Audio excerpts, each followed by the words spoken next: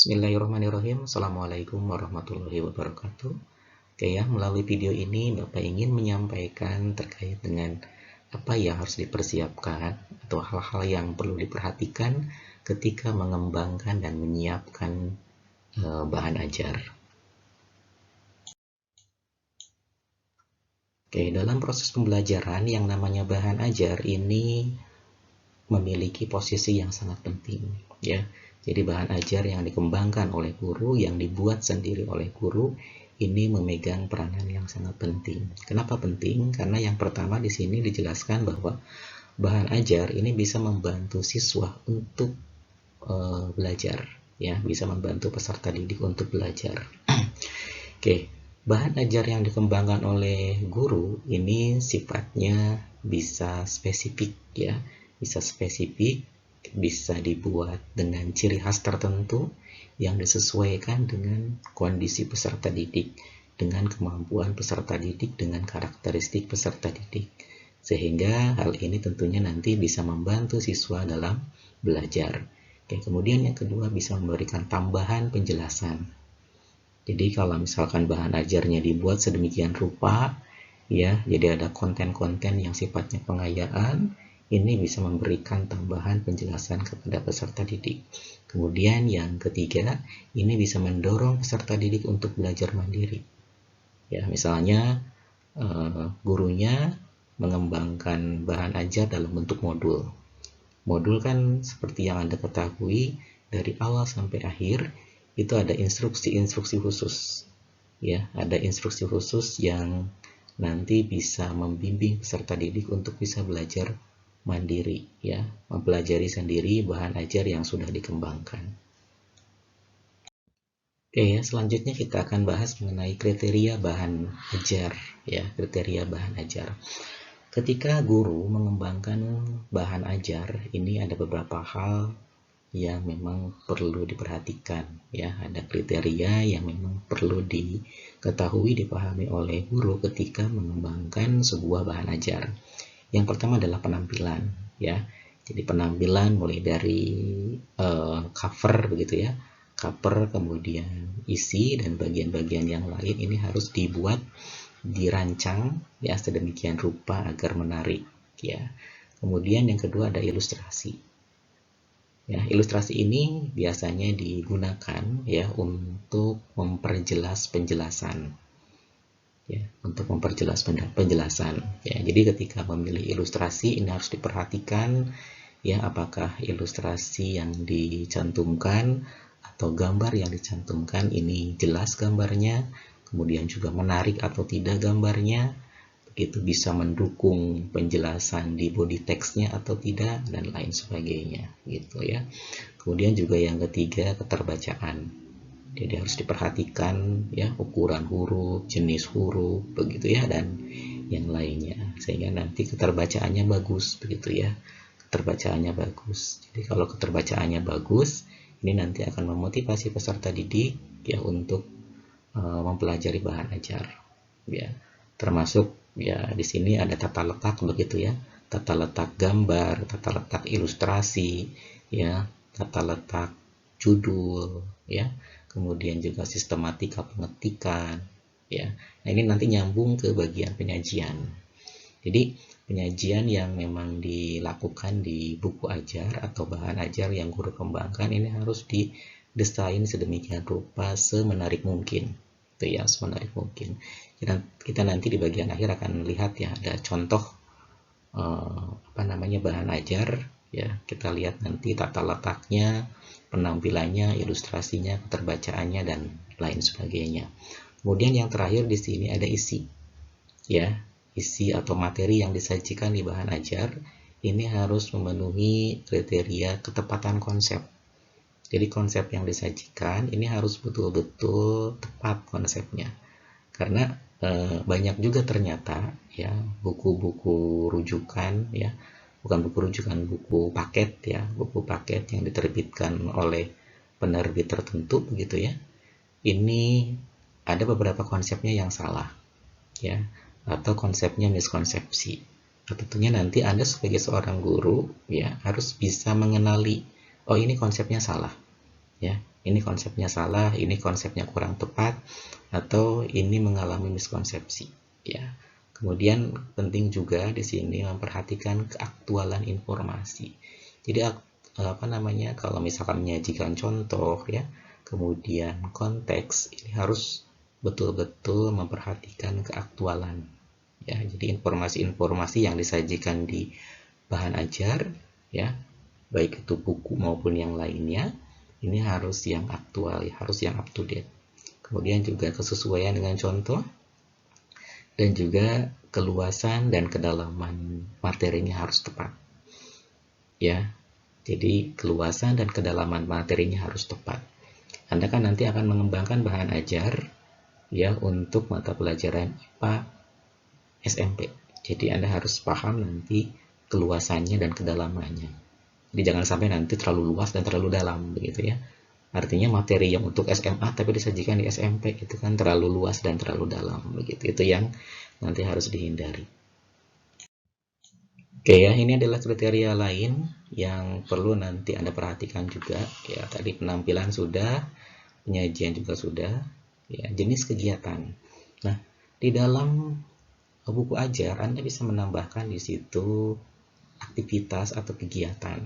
Ya, kegiatan yang nanti ditujukan ya untuk peserta didik bisa memperdalam materi. Ya, memperdalam materi. Misalkan di situ Anda cantumkan ada aktivitas tugas.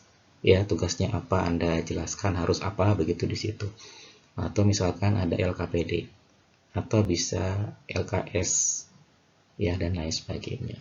Kemudian di dalam buku ajar juga harus diperhatikan ada latihan ya. Biasanya di akhir chapter begitu ya, di akhir bab ada latihan. Nah, tentunya latihan atau pertanyaan yang nanti dikembangkan juga harus relevan, harus sesuai dengan pencapaian kompetensi gitu. Karena pada prinsipnya Anda mengembangkan buku ajar, bahan ajar, atau guru mengembangkan bahan ajar itu kan diupayakan untuk membantu peserta didik mendapatkan sejumlah kompetensi yang menjadi tujuan pembelajaran gitu ya.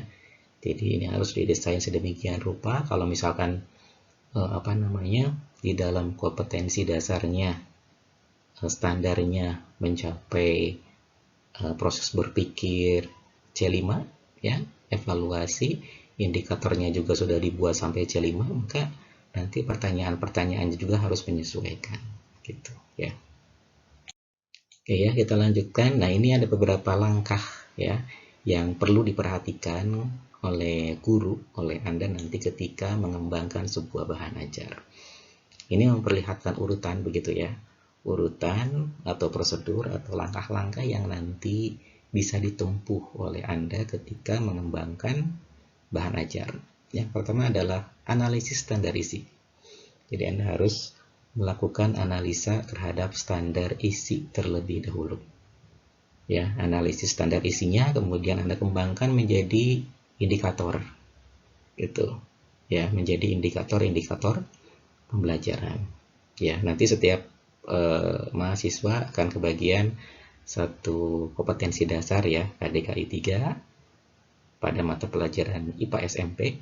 Kemudian nanti Anda tentukan ya KDKI 4 dan KD untuk sikapnya. Ya, Anda bisa pilih nanti KDKI 1 atau KDKI 2. Ya, jadi dianalisis dulu standar isinya, dikembangkan indikatornya.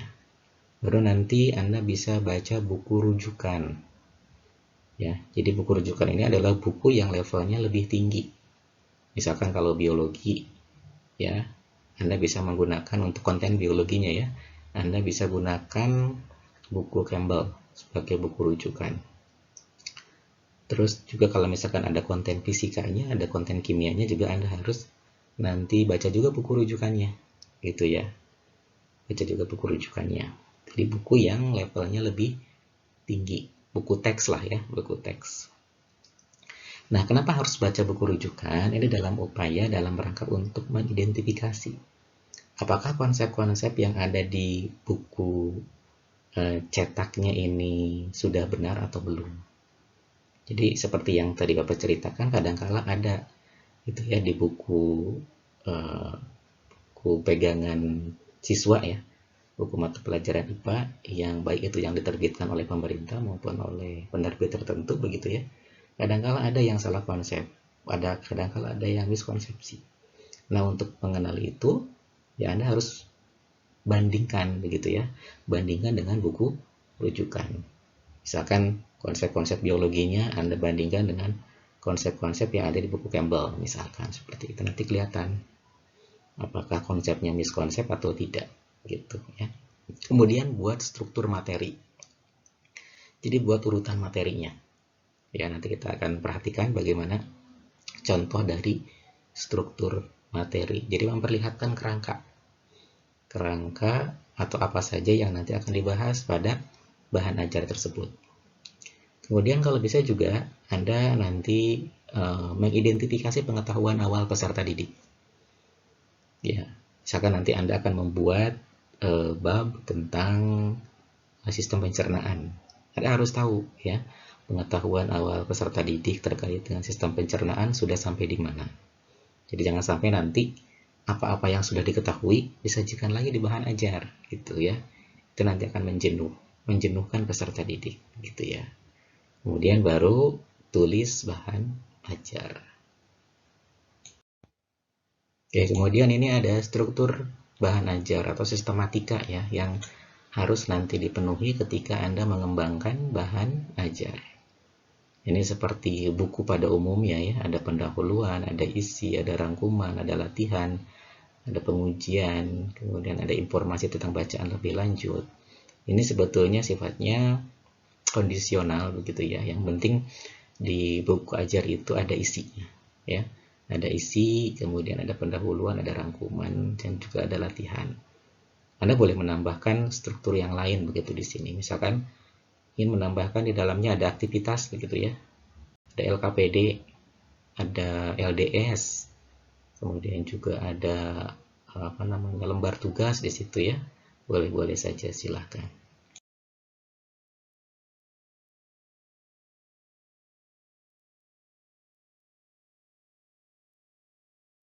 Oke, kemudian juga ini ada alur analisis penyusunan bahan ajar ya.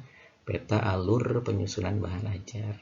Ini sebetulnya relevan dengan yang tadi Bapak sampaikan. Jadi ya diawali dengan analisis kompetensi dasarnya begitu. Ini ada standar kompetensi karena ini kurikulum yang lama begitu ya. Tapi pada prinsipnya ya sama begitu ya. Dari KD dikembangkan indikator ya. Kemudian kita baru menyajikan materinya. Nah, di sini kita nanti harus melihat atau membaca buku rujukan juga. Di buku rujukan itu adalah buku yang levelnya lebih tinggi, ya. Jadi untuk menguji, ya, mengetahui apakah konsep-konsep yang ada pada buku mata pelajaran IPA SMP yang sudah ada itu ada miskonsepsi atau tidak ya. Kemudian juga bisa menambahkan di situ aktivitas-aktivitas yang lain ya, kegiatan pembelajaran yang lain, misalnya ada LKPD begitu ya, ada lembar tugas dan lain sebagainya. Baru nanti kita kembangkan bahan ajarnya gitu.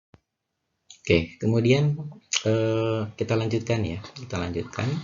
Nah, di sini ada preposisi, struktur makro mikro, dan pengembangan bahan ajar. Nah, ketika akan membuat bahan ajar, mengembangkan bahan ajar, guru di situ perlu membuat kerangka, ya, kerangka bahan ajarnya. Nah, kerangka ini ya akan lebih baik kalau misalkan kita buat dalam bentuk struktur makro mikro materi, atau dikenal dengan istilah struktur materi ya, struktur materi. Nah, struktur materi ini nanti bisa dibuat dalam bentuk preposisi ya, bisa dibuat dalam bentuk preposisi.